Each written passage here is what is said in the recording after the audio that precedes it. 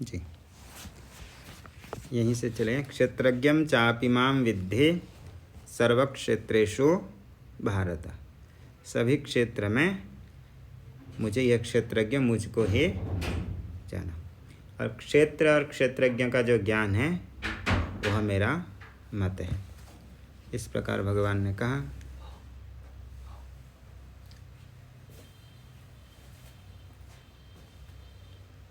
पहले टीका में देख लेते हैं, इसके फिर भाष्य चलाएंगे 2-3 दिन। इसमें बहुत लंबी जी महाराज जी स्वामी जी, कोई दिक्कत नहीं है, कितने भी दिन चले, समझ में आना चाहिए। जी आगे। तम च क्षेत्रज्ञं संसारिणं जीवं वस्तुतः सर्वक्षेत्रेषु अनुगतम मामेव विद्धि। टीका में अभी तम च क्षेत्रज्ञं, जिस क्षेत्रज्ञ का पूर्व श्लोक में कथन किया गया, वह क्षेत्रज्ञं संसारिणं जीवम, वह जीव मेरे को ही जानो। सर्व क्षेत्रेषु अनुगतम, सभी क्षेत्र में जो अनुगत क्षेत्रज्ञ है, माम एव विद्धि, मुझको ही, क्षेत्रज्ञं चापि माम विद्धि, मुझको ही जाना। यहाँ तक आए तो किसके अनुसार है ये? तो कह रहे हैं कि श्रुति में भी यही आया है, तत्त्वम् असि, तत्त्वम् असि। यहाँ भी प्रतिपादन हुआ है, तत् आत्मा त्वम् असि। हे श्वेतकेतु, तत्त्वमात्मा त्वम् असि, तदात्मा त्वम् असि, वह आत्मा तुम ही हो। यह जिसके लिए उपक्रम करके कथन किया गया था, ये तदात्म्यमिदं सर्वम, ये सब कुछ आत्मा ही है, वह आत्मा तुम ही हो। इस प्रकार के कथन वहाँ पर हुआ है।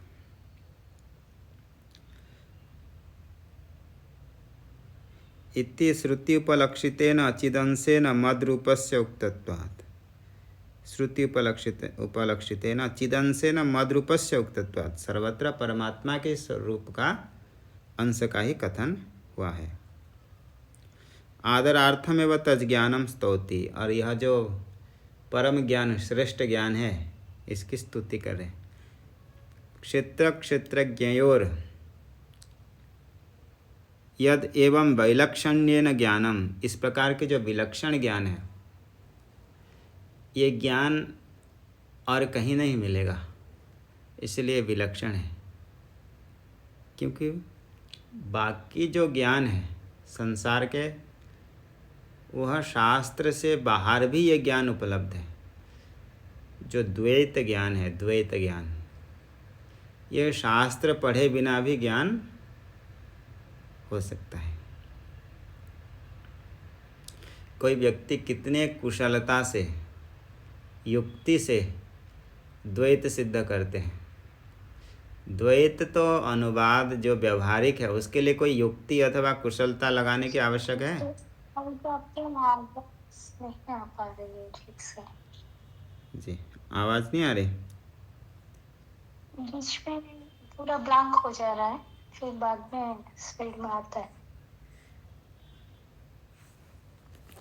जी जी। तो कितने भी कुशलता से,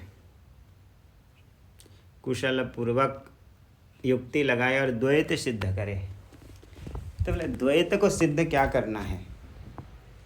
द्वैत तो जो व्यवहारिक है वह स्वतः ही सिद्ध है व्यवहार में, इसको कोई युक्ति देने की ज़रूरत नहीं है। कई व्यक्ति शास्त्र नहीं पढ़ा है तो ईश्वर के बारे में भी जानता है, मैं स्वयं जीव हूँ, ऐसा वो भी जानता ही है। तो ये जो ज्ञान है,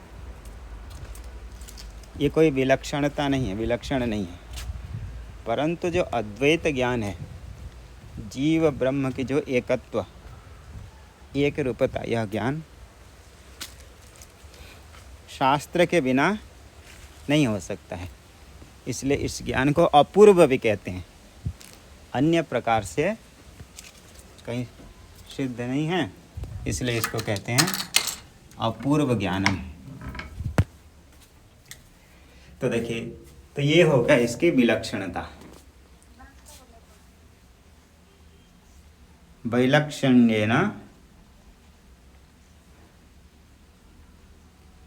क्षेत्र क्षेत्रज्ञ और यदेव वैलक्षण्येन ज्ञानम तदेव मोक्ष हेतुत्वात्, और यह ज्ञान ही मोक्ष का हेतु है।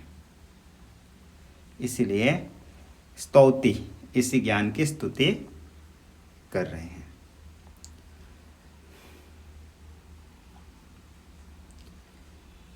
मोक्ष हेतुत्वात् मम ज्ञानमिति मतम।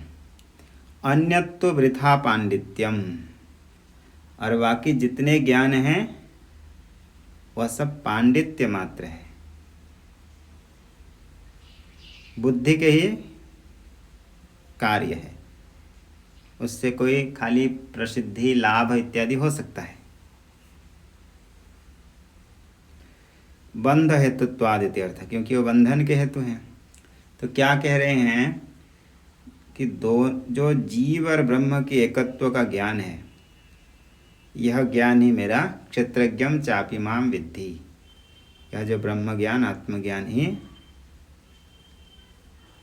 मेरा मत है। अन्यत्तु वृथा पांडित्यम, अन्य सभी ज्ञान तो पांडित्य मात्र है, बुद्धि का कौशल है। तदुक्तम विष्णु पुराण में, तत्कर्म यन्न बंधाय सा विद्याया विमुक्तये अयासाया परम कर्म विद्यान्या शिल्प नैपुणम।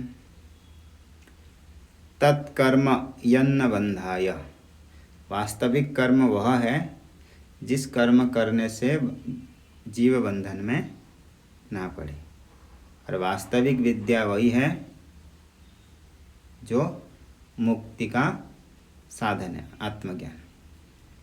अन्य ज्ञान तो बहुत है संसार में, परंतु वास्तविक विद्या वही है। सा विद्याया विमुक्तये, विद्या वही है जो मुक्ति का साधन है। विद्या ही का ब्रह्म गति प्रदाया, विद्या क्या है? जो ब्रह्म गति को प्रदान करे।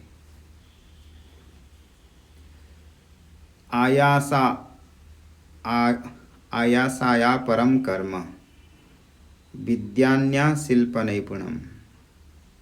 आयासा परम, अपर जितने भी कर्म हैं बस प्रयास मात्र है, और विद्यान्या अन्य विद्या शिल्प नैपुणम, बस कौशल मात्र है। अन्य जितने विद्या हैं, अन्य जितने कर्म हैं बस परिश्रम मात्र है, और अन्य जितनी विद्याएं हैं सब कौशल मात्र है, निपुणता मात्र है, मुक्ति के लिए नहीं।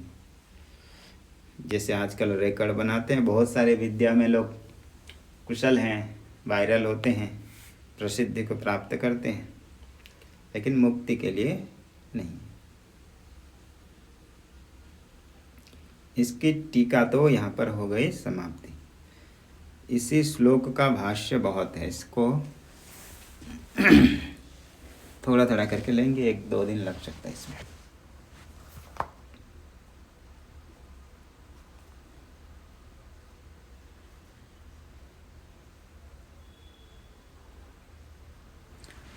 एवं क्षेत्र क्षेत्रज्ञों उक्तौ, इसी प्रकार क्षेत्र और क्षेत्रज्ञ के विषय में कहा गया पूर्व श्लोक में।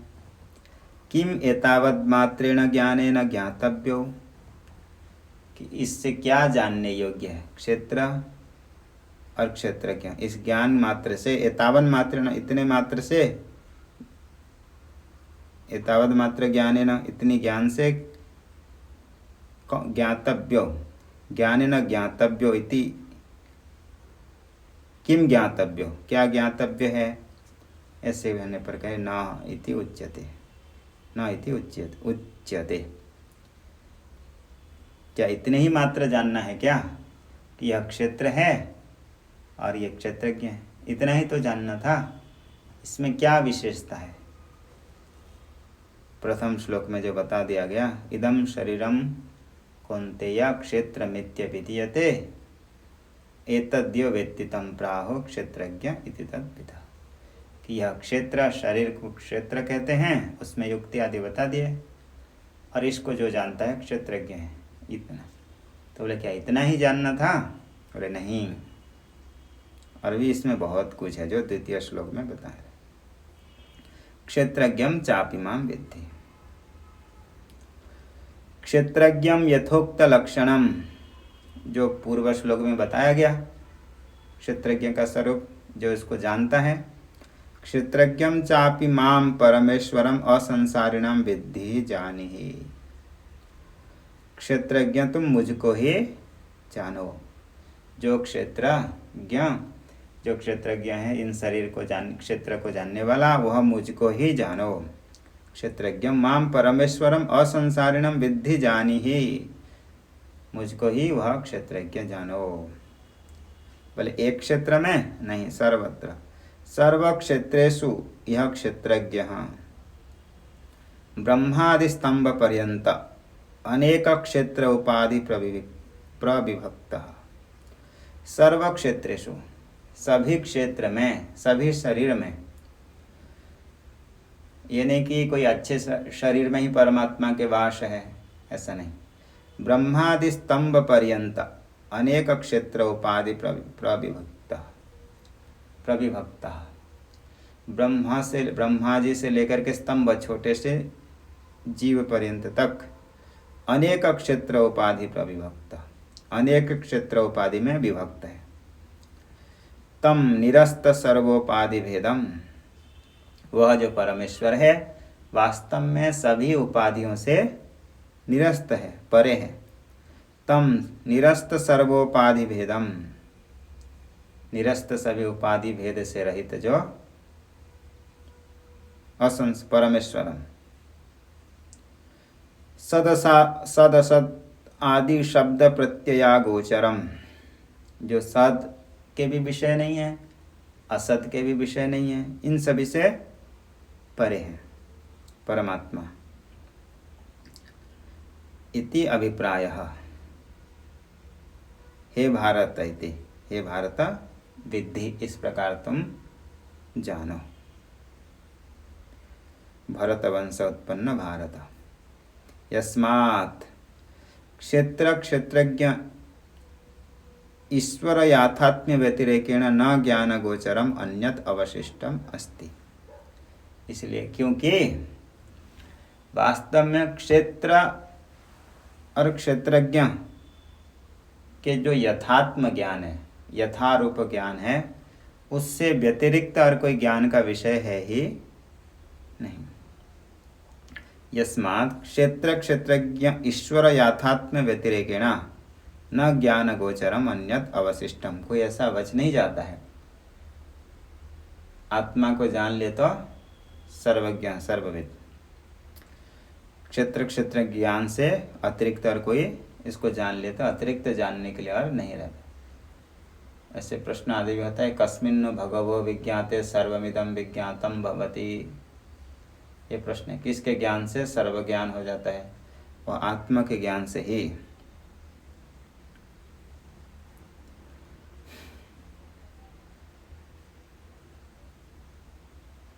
तस्मात्, क्षेत्र क्षेत्रज्ञ के ज्ञान से कोई अतिरिक्त नहीं है, इसलिए तस्मात् क्षेत्र क्षेत्रज्ञयोः ज्ञेय भूतयोः, जो क्षेत्र और क्षेत्रज्ञ जो ज्ञेय है, ज्ञान के जो विषय हैं, यद ज्ञानम क्षेत्र क्षेत्रज्ञों येन ज्ञानेन विषयी क्रियते।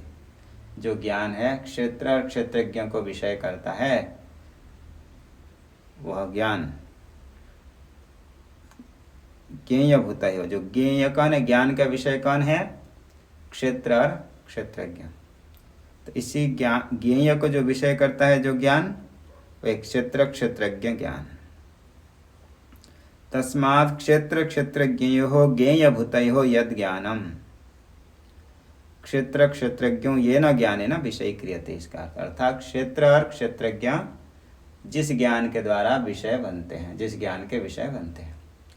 जैसे आप जिस वस्तु को जानते हो वह आपके ज्ञान का विषय बनता है।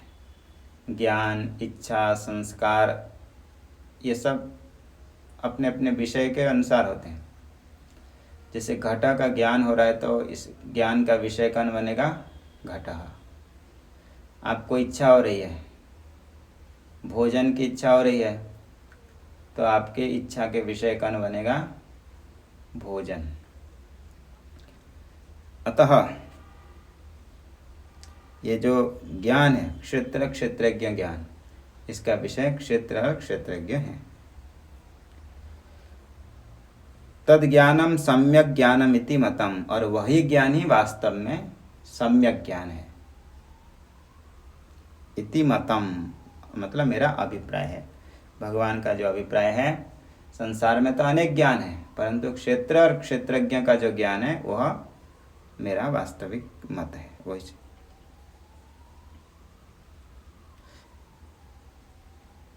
मम ईश्वरस्य विष्णु हो, भगवान के यही अभिप्राय। ननु सर्वक्षेत्रेषु एक एव ईश्वरः, तो इसी प्रकार क्या सिद्ध हुआ? आपने कहा कि सर्वक्षेत्रेषु चापि माम विद्धि, सभी क्षेत्र में मुझको ही जानो, क्षेत्रज्ञ रूप से। तो इसी प्रकार